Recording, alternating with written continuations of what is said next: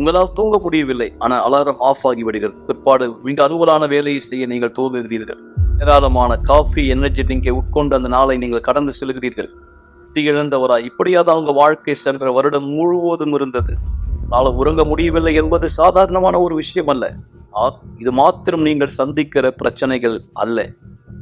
வீட்டில் நீங்கள் பார்க்கிற அந்த நிழல்களை பற்றி என்ன சொல்வது? அப்படி அதிலிருந்து நீங்கள் விடுபட போகிறீர்கள். மீண்டும் நேற்று ராத்திரி உடலில் அழுத்தத்தை உணர்ந்தீர்கள், இருக்கப்படுவதை போல உணர்ந்தீர்கள். தூக்கத்திலே முரமானதைப் போல உங்களால் அசையவோ அல்லது கத்தவோ கூட முடியவில்லை. உங்கள் உயிரே கூட போகக்கூடிய அளவிற்கு காலை வேலை வருகிறது, மீண்டும் அலாரம் ஆஃப் ஆகிறது. நீங்கள் பரபரப்பான அலுவலை மீண்டும் துவங்குகிறீர்கள். இது பேசுவதற்கு மிக கடினமான ஒரு சூழ்நிலை. இந்த வழக்கமான தொடர்கதை விட்டு வெளியே வர வழி உண்டா? டிவி தானாகவே ஆஃப் ஆகிவிடுகிறது. வீட்டில் தனியே இருந்தாலும் கூட யாரோ ஒருத்தர் உங்கள் பொருளை மாற்றி மாற்றி வைக்கிறார்கள். நீங்கள் ஆவிக்குரிய தாக்குதலுக்கு பாதிக்கப்பட்டுகிறீர்கள். இது 5வது தடவை இந்த மாதம் பதற்றத்திற்கான மாத்திரை வாங்க நீங்கள் மருந்து கடைக்கு சென்றது. இந்த மாதத்திலே அதிர்ச்சி தாக்குதலில் இருந்து உங்களை காத்துக் கொள்ளும்படி இறந்து போன குடும்ப ஒருத்தர் உங்களோடு பேசுவதை போன்ற குரல்களை கேட்கலாம்.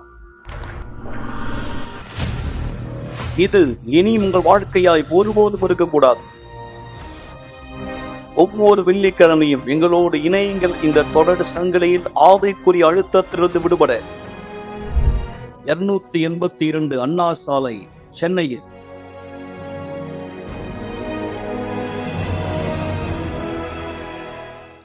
நீங்கள் பார்த்த இந்த 10 அடையாளங்கள் ஆவிக்குரிய அடையாளங்களுக்கு எதிராக தான் வெள்ளிக்கிழமை மாபெரும் வல்லமையினுடைய கூட்டம் நடைபெறுகிறது. அதாவது இன்று பரிசுத்த ஆவியினுடைய இரவாய் புதன்கிழமை அநேக மக்கள் கர்த்தருடைய வல்லமையால் நிரப்பப்பட்டார். நண்பர்களே, இந்த வல்லமை தான் நம்முடைய வாழ்க்கையில் இருக்கிற இருளை துறக்கக்கூடிய வல்லம். இந்த வல்லமையின் மூலமாய் தான் இங்கே யாரெல்லாம் செய்வினையினால், சாபங்களினால், தூக்கமின்மையினால், கெட்ட கனவினால், மன அழுத்தத்தினால், தற்கொலை எண்ணத்தினால், பயத்தினால பாதிக்கப்பட்டவராய் வருகிறாரோ பரிசுத்தாவின் வல்லமை அவர்களை விடுதலை செய்கிறது. குறிப்பாய் வெள்ளிக்கிழமை அப்படிப்பட்ட ஒரு ஆவிக்குரிய தாக்கத்திலிருந்து, மன அழுத்தத்திலிருந்து, அசுத்தத்தின் பிடியிலிருந்து விடுதலை பெற்ற ஒரு சாட்சியை முதலாவது கேட்கும்படி நான் விரும்புகிறேன். தொடர்ந்து இணைந்திருங்கள். நிகழ்ச்சியிலே பல சாட்சிகள் நாம் கேட்க போகிறோம். கர்த்தர் உங்களுக்கும் ஒரு அதிசயம் செய்யும்படியா. என் பேரு லூஹான். என்னுடைய மனத்தாழ்வுனால நான் தற்கொலைக்கு முயற்சி எடுத்தேன். முன்பாக எனக்குள்ள தன்னம்பிக்கை கிடையாது. நான் எப்பொழுதும் என்னை குறித்து தாழ்வு மனப்பான்மை யோசிப்பேன், தவறா யோசிப்பேன், என்னை குறித்து ரொம்ப கேவலமா நினைப்பேன், எதிர்மறையா நினைப்பேன். ஏன்னா நான் அதுக்கு தகுதியற்றவளா உணர்ந்தேன். என்னுடைய பெற்றோருடைய உறவானது எப்பொழுதும் வாக்குவாதமா இருக்கும். நானும் வாக்குவாதம் செய்வேன் என்னோட பெற்றோரோட. அதிகமாக எங்கள் அம்மாவோட தான் நான் சண்டை போடுவேன். நான் என்னையே வெறுப்பேன், என் கையை கூட அறுத்துப்பேன். அந்த அளவு நான் என்னை வெறுக்க ஆரம்பிச்சிட்டேன். என் கையை அறுத்துக்கும் பொழுது அது மறுத்து போன ஒரு தன்மையை கொடுக்கும். அந்த தன்மை எனக்கு சரியா உணர்வை கொடுக்கும். அது கொஞ்சம் தருணத்துக்கு என்னை சரியா உணர வைக்கும். ஆனால் திரும்பவும் அதே வலி, அதே பிரச்சனை எனக்குள்ளாக வரும்.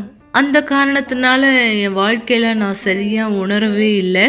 எல்லா தருணத்திலும் நான் தான் தவறு செய்கிறேன், நான் எதுக்கும் பிரயோஜனமற்றவள், நான் தான் எல்லாத்துக்கும் காரணம்.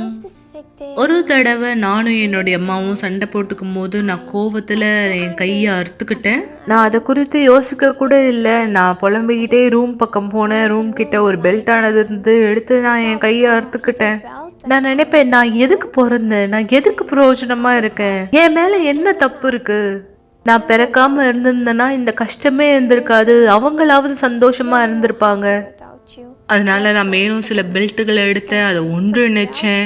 அதை இழுத்து கட்டுறதுக்கு பலமா இருக்கான்னு சொல்லி செக் பண்ணிக்கிட்டேன். அது பலமா இருந்தது. அதனால நான் தூக்கு போடுறதுக்கு மேலே கட்டினேன். அதை பெட் மேலே ஏறி நின்று அதை நான் என் கழுத்தில் முடிச்சு போட்டுட்டு குதிக்க போகிற தருணத்தில் எங்கள் அம்மா என்னை வந்து காப்பாற்றிட்டாங்க. நான் ஆலயத்துக்கு வர ஆரம்பித்தேன். ஏன்னா எங்கள் அம்மா என்னை பார்த்துட்டாங்க. என் கையில் நிறைய காயங்கள் இருக்கிறதும் பிரச்சனையை கடந்து போகிறதும் பார்த்ததுனால எங்கள் அம்மா என்னை ஆலயத்துக்கு கூப்பிட்டு வந்தாங்க. அதன் பிற்பாடு நான் விஒய்ஜிக்கு போயிருந்தேன். விஒய்ஜியில் எல்லோருமே சந்தோஷமாக இருக்கிறத நான் பார்த்தேன். எல்லோருமே என்னை அன்பாக வரவேற்றாங்க. அவங்கக்கிட்ட எந்த ஒரு குறியும் கிடையாது. அவங்க எல்லோருமே சந்தோஷமாக இருக்கிறத நான் பார்த்தேன். எந்த ஒரு குறைவும் இல்லாமல் ரொம்ப சந்தோஷமாக இருந்தாங்க. அது போல தான் நானும் இருக்கணும்னு விரும்பினேன். அதன் பிற்பாடு போதகர் ஒரு நாள் போதிச்சுட்டு இருந்தாரு. அவர் சொன்ன சில வார்த்தைகள் எனக்காகவே சொன்னப்பட்டது போல இருந்தது. அது என்னன்னா, இந்த உலகமானது வேணுமா இல்ல தேவனானது வேணுமான்னு கேட்டாரு. நான் அப்ப எனக்குள்ளாக சோதிச்சு பார்த்தேன், இந்த உலகம் நமக்கு என்ன கொடுத்துக்கிட்டு இருக்கு? இந்த உலகம் நிறைய விஷயங்களை கொடுத்துட்டு இருக்கு, ஆனா அது எப்பொழுதும் நிலைச்சு நிற்க போறது கிடையாது. ஆனா தேவனும் எனக்குள்ள சமாதானத்தை கொடுக்கலாம், சந்தோஷத்தை கொடுக்கலாம். நான் விரும்புற எல்லாவற்றையும் தேவனால கொடுக்க முடியும். அதனால நான் தேவனை தேர்ந்தெடுத்தேன், தேவனை மட்டும் தேர்ந்தெடுத்தேன். அதன் பிற்பாடு ஒரு 2 வாரம் கழிச்சு நான் தொடர் சங்கிலி ஜபத்தை எனக்காக செய்ய ஆரம்பிச்சேன். என்னுடைய வழிகள், என்னுடைய சிந்தனை எல்லாவற்றையும் மாற்றிக்கொள்றதுக்காக. இந்த தொடர் சங்கிலி ஜபத்துல நான் தண்ணீர்ல ஞானஸ்தானம் பெற்றுக்கொண்டேன். அதன் பிற்பாடு என்னுடைய வாழ்க்கை முற்றிலுமா மாறுபட்டது. ஒவ்வொரு நாளும் எனக்குள்ள மாற்றங்கள், சந்தோஷத்தங்கள், வித்தியாசங்கள் ஏற்படுச்சு. நான் இனிமேல தற்கொலை எண்ணத்துக்குள்ளாக இல்லை. நான் ஒவ்வொரு நாளும் முன்னேற்றத்தை பார்த்தேன். தேவன் என்னை உற்சாகப்படுத்தினாரு. இது என்னால செய்ய முடியும், என்னால இதை சிறந்ததா செய்ய முடியும்னு எனக்கு பலவிதமான ஊக்கத்தை கொடுத்தாரு. இன்னைக்கு நான் ஒரு நபரா இருக்கேன்.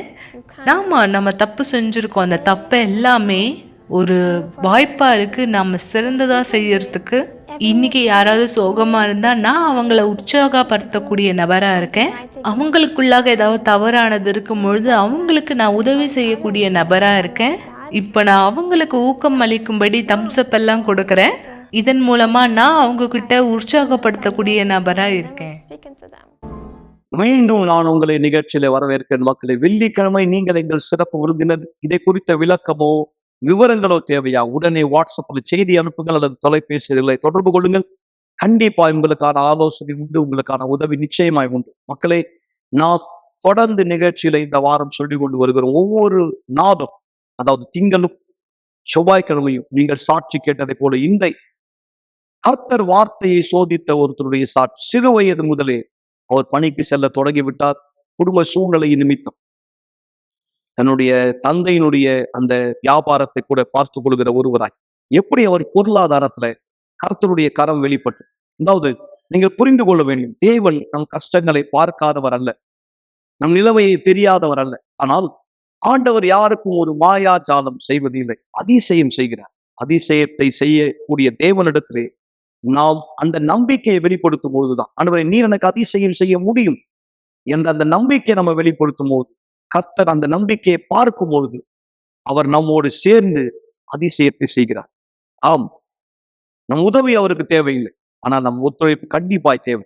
இதோ நீங்கள் தெளிவாய் புரிந்து கொள்ளும்படி சாட்சி பாருங்க. என் பெயர் Bruno Dalbello. எனக்கு 37 வயதாகிறது. நான் சொந்தமா தொழில் செய்யக்கூடிய ஒருத்தன். நான் ரொம்ப ஒரு எளிமையான குடும்பத்திலிருந்து வந்தவன். எனக்கு 13 வயது இருக்கும்போது, இளம் வயதிலேயே நான் வேலைக்கு செல்ல துவங்கிவிட்டேன்.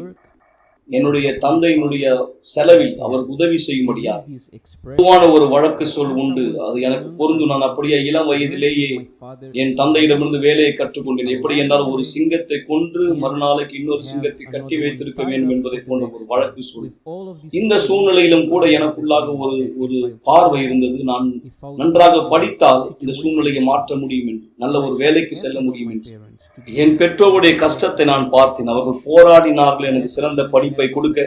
அப்போது எனக்கு ஒரு வாய்ப்பு கிடைத்தது. நான் இன்ஜினியருக்கு படிக்கும்படி, அதற்காக நான் காலேஜுக்கு செல்ல வேண்டும்.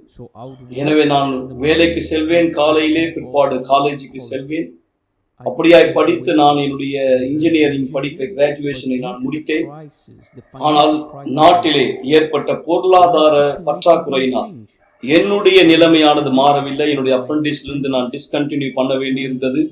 பேசக்கூடிய அறிவு, ஸ்பானிஷ் பேசக்கூடிய அறிவு, மற்ற விதமான மொழிகளுடைய அந்த அறிவானது எனக்கு இருந்தும் கூட, இந்த எல்லா விதமான கல்வி தகுதி, மற்ற அறிவுகள் எனக்கு இருந்தும் கூட, திறமை இருந்தும் கூட எனக்கு வாய்ப்பு கிடைக்கவில்லை.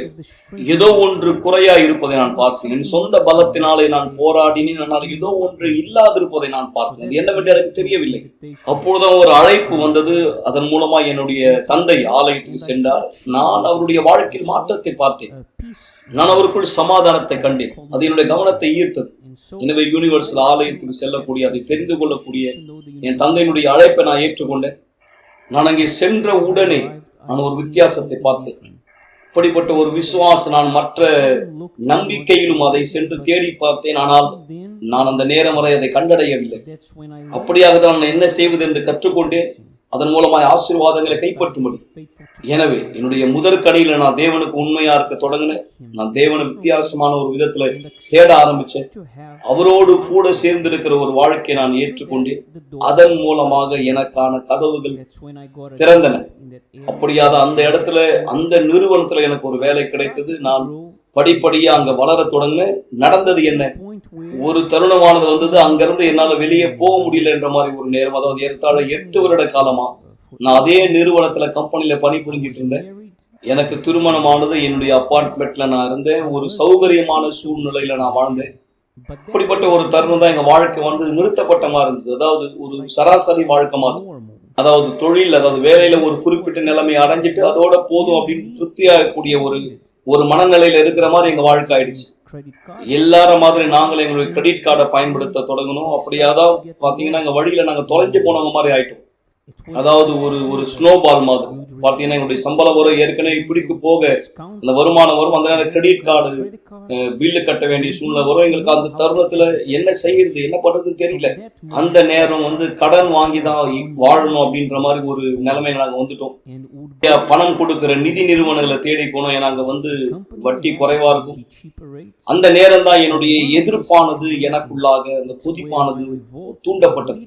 ஏன்னா நான் ஒருத்தர்கிட்ட வந்து ஒரு ஆள்கிட்ட பணம் கேட்டு போயிருந்தேன். எங்களோட கூட நிறுவனத்துல பணி புரிஞ்ச ஒருத்தர், அவர்கிட்ட பணம் கேட்டு நான் போயிருந்தேன். பணம் வாங்குறதுக்காக கையெழுத்து போட போயிட்டு இருந்த போது, ஏன்னா அந்த காலகட்டத்தில் வந்து நண்பர்கள், அதாவது சக தொழிலாளிகள் மத்தியில ஒருத்தர் பணம் கொடுக்கல் வாங்கல் சகஜமான விஷயம்.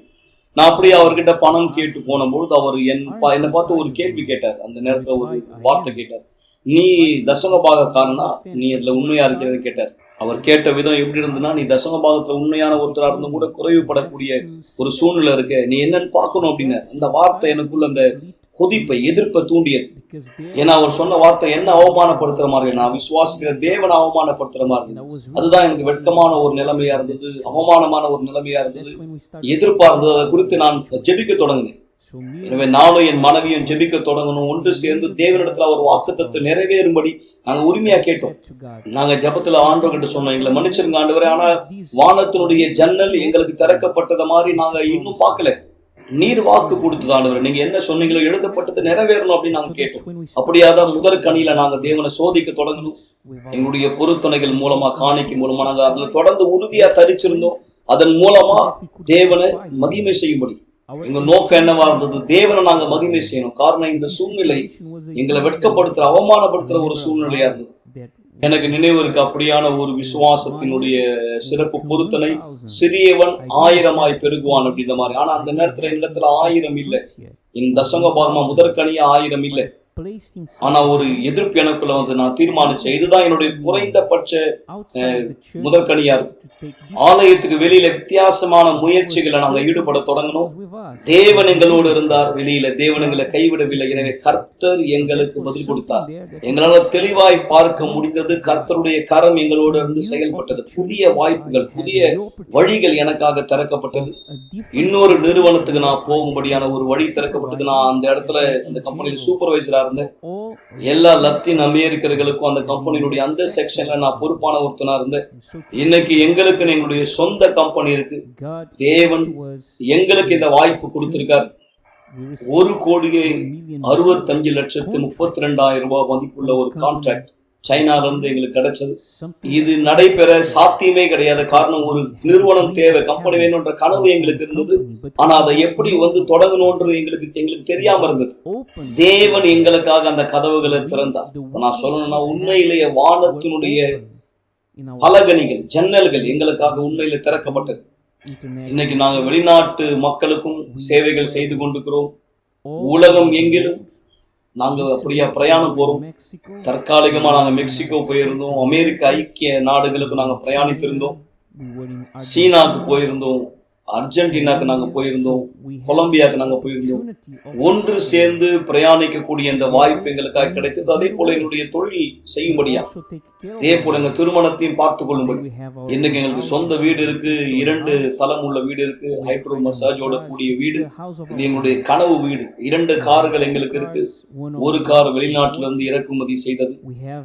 மற்ற முதலீடுகளும் நாங்க செய்திருக்கிறோம், நிலங்கள் முதலீடு செய்திருக்கோம், மற்ற சொத்து மதிப்புகள் எங்களுக்கு உண்டு. இது எல்லாமே தேவனுடைய கரத்தின் வேலை. எல்லாவற்றுக்கும் மேல் ஆலயத்துக்குள்ள நான் பெற்றுக்கொண்ட முதல் ஐஸ்வர்யம் பரிசுத்த ஆவியானவர். அவர்தான் முதலும் முக்கியமானவர். ஒரு மனுஷன் கண்டடையக்கூடிய மாபெரும் பொக்கிஷம் அவர்தான். தேவனுடைய செழிப்பானது எங்களுக்குள் இருக்கிறது, அதுதான் அவருடைய பரிசுத்த ஆவி. அவர் எங்களுக்குள்ள அசைவாடும் பொழுது இந்த உலகம் தேடி செல்கிற இந்த சமாதானம் எங்களுக்குள்ளாக எப்பவுமே இருக்கு. இது இசையினால, பொழுதுபோக்குனால, பார்ட்டினால, பாடல்னால வருவது கிடையாது. இது எங்களுக்கு தெரியும், பரிசுத்த ஆவியினால் தாமே கொடுக்கப்படக்கூடிய ஒன்று. தேவனை சோதித்து பாருங்க, அவரை தாமே அதை சொல்லி இருக்கிறார். நாங்க அதை செய்தோம். அவர் வார்த்தை இது சொல்லப்பட்டிருக்கிறது, இதனால் என்னை சோதித்து பாருங்க. இது அவருடைய வார்த்தை. அப்பொழுது நான் வானத்தின் பலகணிகளை திறந்து இடம் கொள்ளாமல் போக மட்டும் ஆசீர்வாதத்தை வருஷிக்க மாட்டேனோ என்று அதனால் என்னை சோதித்து பாருங்கள் அவர் சொல்லி இருக்கிறார். எனவே நாங்கள் அதை பெற்றுக் கொண்டிருக்கிறோம். அந்த அளவு ஆசீர்வாதம் எங்களால சேர்க்க கூட முடியாத அளவுக்கு அவர் எங்களுக்கு தொடர்ந்து அந்த ஆசீர்வாதங்களை அனுப்பி கொண்டிருக்கிறார். உங்கள் வாழ்க்கையிலும் கூட இது சாத்தியமாகும். தேவனை சோதித்து பாருங்கள். தேவன் ஒருபோது தம் வார்த்தையிலே தவறுவது இல்லை. ஒருவேளை ஏதாவது ஒன்று தவறுகிறது என்றால் அது நம்முடைய பகுதி மாத்திரமே. ஆனால் நாம் நம் பகுதியை ஒழுங்காய் செய்வோமானால் ஆலயத்துக்கு உள்ளேயும் வெளியிலேயும் அப்போது கண்டிப்பாய் தேவன் பதில் கொடுப்பார். ஏனென்றால் அவர் உண்மை உள்ளவராக இருக்கிறார். மக்களை, இந்த ஒரு சாட்சி மாத்திரமல்ல நீங்கள் கேட்டது, இன்னொரு அற்புதமான சாட்சி நான் உங்களுக்கு முன்வைக்க விரும்புகிறேன். ஒரு வாலிபராய், அதாவது ஒரு மாணவராய், பள்ளி பருவத்திலேயே வாழ்க்கையினுடைய எதிர்காலத்தை தொலைத்து விட்ட ஒருவராய் உணர்ந்த, தோற்று போன ஒருவராய் உணர்ந்த ஒரு மாணவன் இன்னைக்கு ஆசீர்வாதமான ஒரு கணவராய், வெற்றிக்குரிய ஒரு தந்தையாய் வாழ்க்கையில் எப்படி முன்னேறினார், இதுவும் தேவனோடு கூட அவருடைய ஒத்துழைப்பு. எனவே புரிந்து கொள்ளுங்கள், முடிந்து விட்டதாய் நினைக்க வேண்டாம். உங்கள் வாழ்க்கை புத்தம் புதிதாய் தொடங்க முடியும். நாம் அந்த 6வது மாதத்தில் இருக்கிறோம். இந்த வருஷத்தினுடைய பாதி முடிய போகிறது. நீங்கள் இப்போது தேவனோட ஒத்துழைத்தால் உங்கள் வாழ்க்கை தரம் கண்டிப்பாய் உயர்த்தப்பட முடியும். சாட்சி கவனிங்கள். தொடர்ந்து நிகழ்ச்சியில் இணைந்திருக்கலாம். வணக்கம், என் பேர் விஜய் பிரசாத். என் வயசு 34. என் குடும்பத்தில் நிறைய பிரச்சனை இருந்துச்சு. முக்கியமாக எங்கள் அம்மா அப்பா 2 பேரும் எப்பயும் சண்டை போட்டே இருப்பாங்க. எங்கள் அப்பா குடிச்சிட்டு வருவார். இதெல்லாம் பார்த்து வளர்ந்தனால எனக்கு இதனாலே நான் பாதிக்கப்பட்டு எந்த விஷயத்தையும் நான் கவனம் செலுத்த முடியல. முக்கியமாக என் படிப்பில் வந்து என்னால் கவனம் செலுத்த முடியல, என்னால் சரியாக படிக்க முடியல. இப்படியே வாழ்ந்துட்டு இருந்தேன். என் தங்கச்சியும் பார்த்திங்கன்னா அவளும் இதே மாதிரி அம்மா அப்பா சண்டை போடுறது போது அதெல்லாம் பார்த்துட்டு அதே பாதிப்பில் நாங்கள் 2 பேர் இருந்தோம். இப்படி தான் நாங்கள் வளர்ந்தோம். என்னுடைய படிப்பில் கவனம் செலுத்த முடியாதனால நான் தோல்வி இந்த படிப்பில் தோல்வி நிறையா பார்த்துட்டு இருந்தேன். என்னை வந்து என் ஃப்ரெண்ட்ஸும் சரி, என் ரிலேஷன் சரி, யாரும் என்னை ரெஸ்பெக்ட் பண்ணாத மாதிரி தான் எனக்கு ஃபீல் இருந்துச்சு. என் தங்கச்சி கூட என்னோட ஒரு நல்லா படிக்க ஆரம்பிச்சிட்டாங்க. ஆனால் நான் வந்து அப்படியே டம்பாக அப்படியே டல்லாக அந்த மாதிரியே இருந்தேன். இந்த சூழ்நிலை தான் நான் கேள்விப்பட்டேன். யூனிவர்சல் ஆலயத்துக்கு பற்றி என் ஃப்ரெண்டு ஒருத்தர் சொல்லியிருந்தார். நான் வந்திருந்தேன். கொஞ்சம் கொஞ்சமாக நான் கற்றுக்கிட்டேன். ஆலயத்தில் வர நான் கற்றுக்கிட்டேன். ஒவ்வொரு விஷயத்தையும் நான் எப்படி கவனம் செலுத்தணும், தேவனுடைய உதவியை நான் பெற்றுக்கொண்டேன். இது மூலமாக என் படிப்பு தேவன் ஆசீர்வதித்தார். நான் கவனம் செலுத்த ஆரம்பித்தேன். என் குடும்பத்துக்காக நான் ஜெபம் பண்ணேன். இந்த ஜெபத்தின் மூலமாக படிப்படியாக என் குடும்பம் மாறுச்சு, என் படிப்பு மாறுச்சு. இப்போது நான் சிறந்த ஒரு வேலையில் இருக்கிறேன். தேவனை ஆசீர்வதித்து கொண்டு இருக்கிறார். அது மட்டும் இல்லாமல் இந்த வேலை மூலமாக நிறைய விஷயத்தை நான் அச்சீவ் பண்ண முடிஞ்சிச்சு. இன்னும் என் படிப்பு அப்படியே நான் நிறுத்தாமல் நான் தொடர்ந்து என் படிப்பையும் தொடர்ந்து கொண்டே இருக்கிறேன். நான் சரியாக ஸ்கூலிங்ஸே நான் ஒழுங்காக படிக்கலை, ஒழுங்காக பண்ணாமல் இருந்தேன். ஆனால் தேவன் ஆசீர்வதித்தார். 3 டிகிரி முடித்தேன். ஒரு நல்ல ஒரு கம்பெனியில் ஒர்க் பண்ணுறேன். நிறையா வெளியே கம்பெனிஸ்க்கு சர்வ் பண்ணிகிட்டு இருக்கேன். இது மாதிரி நிறைய விஷயங்கள் பண்ணிகிட்டு இருக்கேன். தேவன் அதிகமாக ஆசீர்வதிச்சிட்ருக்காரு. ஸோ கண்டிப்பாக நான் விசுவாசிக்கிறேன். நான் கற்றுக்கிட்ட ஒவ்வொரு விஷயமும் எனக்கு என் லைஃப்பில் உதவியாக இருந்துச்சு. நான் சொன்னது போல் என் படிப்பை தேவன் ஆசீர்வதித்தார். என் லைஃப் முழுசாக மாறுச்சு. அதே போல் என் திருமண வாழ்க்கையும் ஆசீர்வதித்தார். அப்புறம் 2 அழகான பெண் பிள்ளைகள் கொடுத்துருக்காரு. குடும்பமான ஆசீர்வாதமாக இருக்கேன். எல்லாத்துக்கும் மேலே நான் தேவனோட ஆவியை பற்றி தெரிஞ்சுக்கிட்டனோ நான் அப்போ முடிவு பண்ணேன், எனக்கு தேவ ஆவி வேணும், பரிசுத்தாவி வேணும்னு சொல்லி நான் முடிவு பண்ணேன். அதுக்காக நான் முயற்சி பண்ணேன். நான் தொடர்ந்து தொழிற்சங்க ஜாபத்தில் இருந்தேன். இப்போ தேவனோட ஆவியை பெற்றுக்கொண்டேன். இப்போ எனக்கு பிரச்சனை இருக்கோ இல்லையோ, ஆனால் எப்போ நான் சந்தோஷமாக இருக்கேன், ஸ்ட்ராங்காக இருக்கேன். நான் விசுவாசிக்கிறேன் இந்த பிரச்சனைகள் என்ன முடியும், கண்டிப்பாக நான் முன்னோக்கி செல்வேன்னு சொல்லிட்டு. மீண்டும் உங்களை வரவேற்கிறேன். மக்களை, இந்த நேரம் நீங்க ஒரு தமிழர் தண்ணீர் ஆயத்தப்படுத்திக் கொடுங்கள். சற்று நேரத்தில் இந்த நிகழ்ச்சியின் இறுதியில நான் அதை ஆஸ்வதிக்க போகிறேன். ஞாயிற்றுக்கிழமைகளிலே நான் சொல்லி கொண்டு வந்ததை போல மே 19ஆம் தேதி தூண் ஒவ்வொரு வாரம் அடையாளங்கள், அதிசயங்கள் 9:30 மணி கூட்டத்தில் நடந்து கொண்டிருக்கிறது. முதலாவது நீங்கள் பார்க்கும்படி நான் விரும்புகிறேன் சாட்சியின் தொகுப்பை. அதனைத் தொடர்ந்து ஆலயத்தினுடைய நுழைவாயிலிருந்து தலைமை சபையிலிருந்து நான் ஒரு விசேஷமான அழைப்பு கொடுக்க போகிறேன். நான் சொன்னதை மறக்க வேண்டாம். இது சென்னையில மாத்திரமல்ல, ஹைதராபாத்திலும் மும்பையிலும் கூட நம்முடைய ஆலயத்திலே இதேதான் நடந்து கொண்டிருக்கிறது. அடையாளங்கள், அற்புதங்கள் தேவன் அங்கேயும் செய்து கொண்டிருக்கிறார். போதகருடைய சிறப்பு அழைப்பை இந்த வாரத்திலே நாம் வைக்க போகிறோம். எனவே தொடர்ந்து சனிக்கிழமை வரை எங்களோடு இணைந்திருங்க. நான் உங்களை மீண்டும் ஊக்கப்படுத்துகிறேன். இதோ உங்களுக்கான சாட்சி, உங்களுக்கான அழைப்பு. இந்த ஞாயிறு ஜூன் 9ஆம் தேதி ஒரு பாட்டில் தண்ணீர் எடுத்துக் கொண்டு வாருங்கள். விசேஷமாய் நீங்கள் தேவன் வல்லமை அனுபவிக்க முடியாது.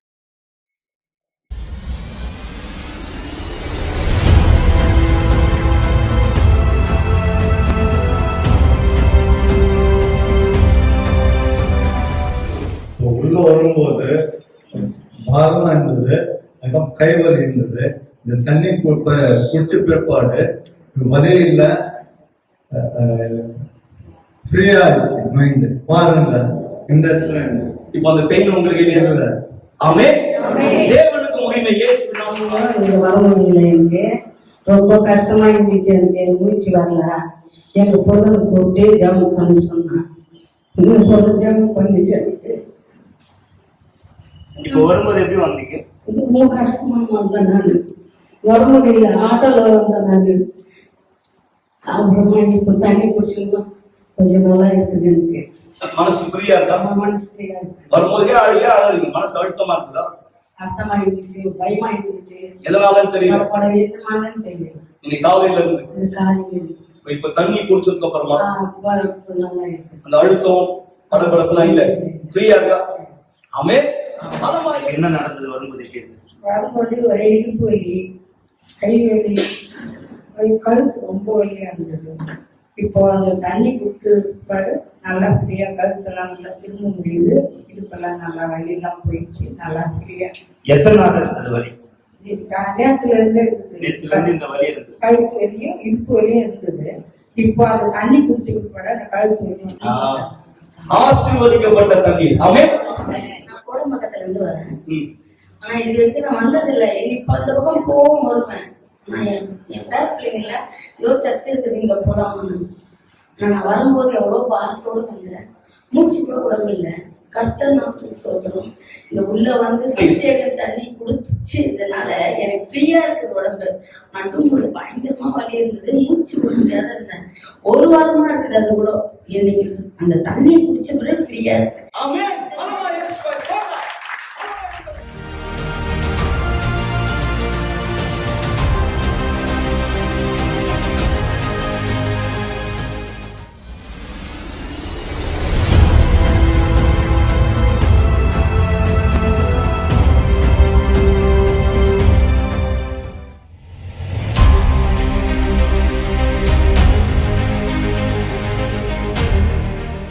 கவலைப்படுவதை நிறுத்துங்கள். நிகழ்ச்சியை பார்த்து கொண்டிருக்கிற மக்கள் எல்லோரும் மீண்டும் என்னுடைய இனிய மாலை வணக்கம். இந்த நேரம் நான் நம்முடைய தலைமை சபை மவுண்ட் ரோடிலே யூனிவர்சல் ஆலயத்தினுடைய நுழைவாயிலே நிறுத்து ஞாயிற்றுக்கிழமை அதி அற்புதமான சாட்சிகளை மக்கள் அனுபவித்தார்கள். மே 19ஆம் தேதி அதிசயற்ற ஒரு துளி அவர்கள் கொண்டு வந்த தண்ணீர் பாட்டிலில் விடப்பட்ட தீர்க்க முடியாத வியாதி, தீராத நோய்கள், தாங்க முடியாத வலிகள், ஊக்கமின்மைகள், கெட்ட கனவுகள், மன அழுத்தம், ஐயம், இப்படி பலவிதமான ஆவிக்குரிய தாக்கத்தினால் பாதிக்கப்பட்ட மக்கள் ஞாயிற்றுக்கிழமை அநேக அடையாளங்களை, அதிசயங்களை, அற்புதங்களை அனுபவித்தார்கள் இந்த அதிசயத்தின் துளியின் மூலமாக. எனவே இந்த நிகழ்ச்சி பார்க்கிற உங்களை நான் விசேஷமாய் வரவேற்கிறேன். இந்த ஞாயிற்றுக்கிழமை நீங்கள் ஒரு பாட்டில் தண்ணீர் எடுத்துக்கொண்டு வருவீர்கள். இங்கே இந்த இடத்திலே உங்களுக்கான அதிசயம் காத்திருக்கிறது மக்களே. வசனம் சொல்லுகிறது, விசுவாசிக்கிறவர்களுக்கு எல்லாம் கூடும். விசுவாசிக்கிறவர்களுக்கு அடையாளங்கள் நடைபெறும். எனவே உங்களுக்கு ஒரு அடையாளம் தேவையா? நீங்கள் விசுவாசிக்கிறீர்களா? இது உங்களுக்கான இடம். இந்த ஞாயிற்றுக்கிழமை காலை 9:30 மணி நீங்கள் எங்கள் சிறப்பு விருந்தினர் முற்றிலும் இலவசமாய் ஒரு பாட்டில் தண்ணீர் ஆயத்தப்படுத்துங்கள். அதே சேர்த்து ஒரு துளியை பெற்றுக் கொள்ளும்படி நீங்கள் அடுத்த சாட்சியாய் மாறுபடி.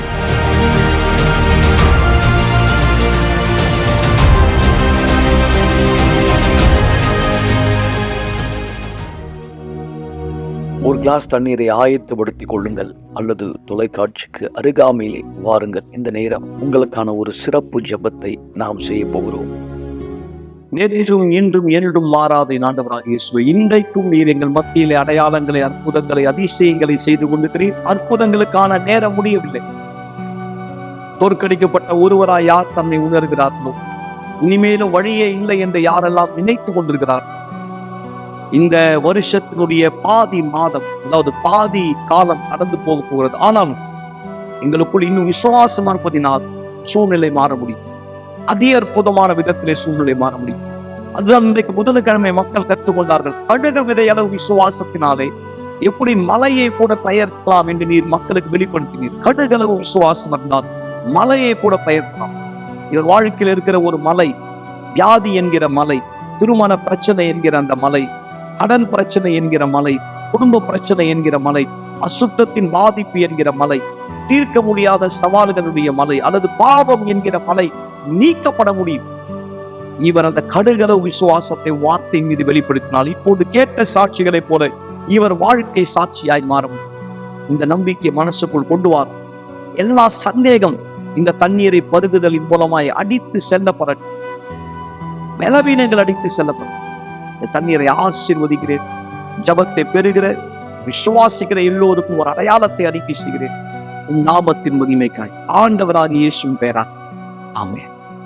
ஆசீர்வாதமான தண்ணீரை பருகிற மக்களே, மறந்துவிட வேண்டாம். கடுகளவு விசுவாசம் உங்களுடைய மலையை பெயர்க்க முடியும். தொடர்ந்து எங்களோடு இணைந்திருங்கள். நாளை மீண்டும் உங்களை சந்திக்கும் வரை தேவனும் அனைவரை ஆஸ்வதிப்பாராக. சென்று வாருங்கள். ஒரு நாள் நீங்க கடைசியா இந்த உலகத்துல எழுந்துப்பீங்க. அந்த நாள் கடைசியான நாளா இருக்கும்.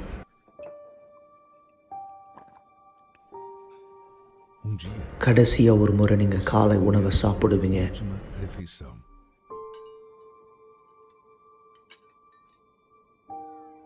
ஒரு நாள் உங்க குடும்பத்தினுடைய முகத்தை கடைசியா நீங்க பார்ப்பீங்க.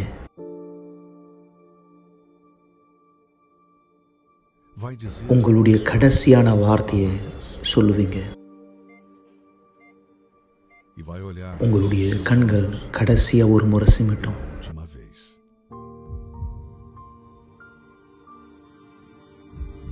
உங்க இருதய துடிப்பு கடைசியா ஒரு முறை துடிக்கும்.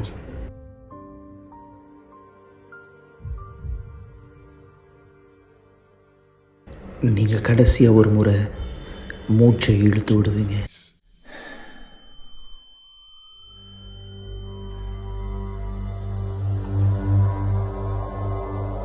அந்த நேரம் உங்களுடைய ஆவிக்குரிய கண்களை திறக்கப்படும்.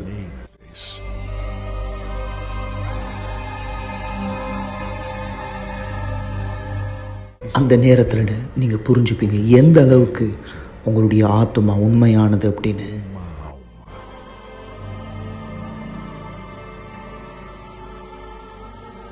அந்த நாள் இந்த பூமியில நடந்தது எல்லாமே உங்களுடைய ஆத்மாவை காப்பாற்ற மட்டும் நீங்க புரிஞ்சுப்பீங்க. கடைசியா ஒரு முறை நீங்க அதை பார்க்குற நேரம் உங்க ஆத்மாவை வந்து கொண்டு போறது யாரு? அந்த நேரம் நீங்க யார்கிட்ட உங்க நேரத்தை கொடுத்தீங்களோ, யார்கிட்ட உங்க நாளை கொடுத்தீங்களோ, யார்கிட்ட உங்க விருப்பத்தை செஞ்சீங்களோ, யாரை நீங்க வணங்குனீங்களோ, இந்த வாழ்க்கையில இது உங்களை பதட்டப்படுத்துதா இல்லை இது உங்களை உறுதிப்படுத்துதா? உங்க கடைசி நாள் இந்த பூமியில உங்களுடைய முதல் நாள் அமைய போது பரலோகத்துல தேவனோடு சந்தோஷமா அல்லது நித்திய கால மரணம் நரகத்தில்.